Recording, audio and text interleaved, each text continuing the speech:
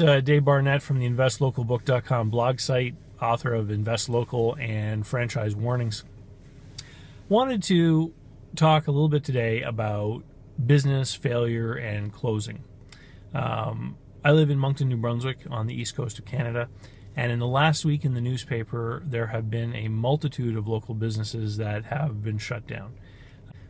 There is a franchise called Freshie that closed in the downtown. There is a Panago Pizzeria franchise that closed down. There is a Timothy's coffee shop on Main Street that closed down. And, you know, at time, and these are largely franchises, but they all have local owners, and they are, to some degree, local businesses.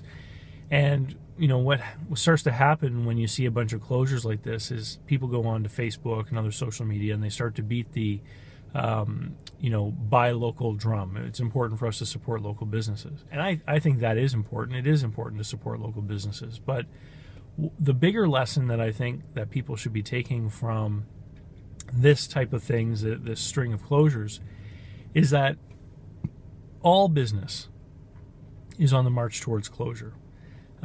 If you look at the, you know, in my Business Buyer Secrets course, I teach the difference between a business and a corporation. So if you owned a corporation, that corporation might own a building. It might be in the, so now it's in the commercial real estate business. It might have a convenience store operating from that building. So now you're in the convenience store business. You might have a couple of tables and chairs where you serve coffee. So now you're in the coffee business. And at the back of the building, there might be rows and rows of DVDs. So now you're in the DVD rental business. So a business is something that has a place, capital, and people that all work together to produce a cash flow. So, you know, one of Canada's longest lived businesses was the Hudson's Bay Company. And they started 400 years ago, basically trading pots and pans with First Nations people in exchange for furs, right? But they got out of that business, and they eventually got into the department store business. Until recently, we had the Bay department stores in Canada, and they also owned Zellers. So while the corporation existed for 400 years, they were in different businesses over the course of time. When you have a business, the business is subject to all kinds of threats. You know, competition, changing technology, government regulation and rules. You know, a couple of provinces in Canada have socialized auto insurance, for example.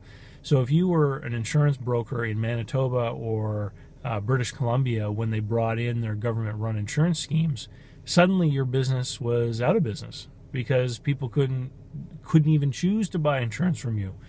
They had to buy their liability insurance from the government on a certain day. So all these threats exist in the world that can kill a business overnight. And, you know, competition is the biggest one. That Timothy's downtown on Main Street that closed, probably closed because the, you know, Starbucks moved in less than a year ago, just at the end of the block. So two competing high-end coffee places with fancy coffees, with a limited market down there, you know, and Timothy's unfortunately got squeezed out by Starbucks. This happens. But for the owners of those businesses, here's what I want to point out. When you run a business, you've got to be running it with the idea that someday you could be forced out of business. And the unfortunate thing that I see is people who have success in business and they build up a business and then things start to go wrong and then they start to put money back into the business to prop it up. And it ends up consuming the wealth that it generated earlier. And it takes a lot of courage to get into business, but it takes even more courage to realize it's time to pull the plug. I'm not going to throw good money after bad. It's time to get out of this. Now, that decision obviously is going to be controlled or affected by whether or not you have personal guarantees on the lease or on the loans that might be involved in that business. And what I don't think a lot of people out there understand is that sometimes it does actually make sense to keep a failing business open because the cost personally to failing on the lease or the loans could be more than propping up the business. I always caution people to consider these things before they get into business and to have a plan. What happens halfway through this lease if you suddenly have to pull the plug? I recently did a review of a book, and I'm going to be doing a book review on the video log and on my blog for a new book from a guy named Ted Leverett down in Florida, who is head of the Partner on Call Business Buyer Advocate Network. One of the key things that I learned from Ted is that while I always said that everything was negotiable, he pointed out certain things to me that are even more negotiable than negotiable. So, for example, if someone says they want a personal guarantee on a lease, you can say no, they can say yes. You might reach the point where you have to give a personal guarantee. So you agree to the guarantee, but don't stop negotiating. You can say, yeah, I'll give a personal guarantee on the first 24 months, and now you can negotiate the length of the personal guarantee. So when my ex-wife bought a business, for example, we had a vendor take-back note, and the vendor wanted a personal guarantee on that note, and we employed this very trick where we actually negotiated the length of the personal guarantee.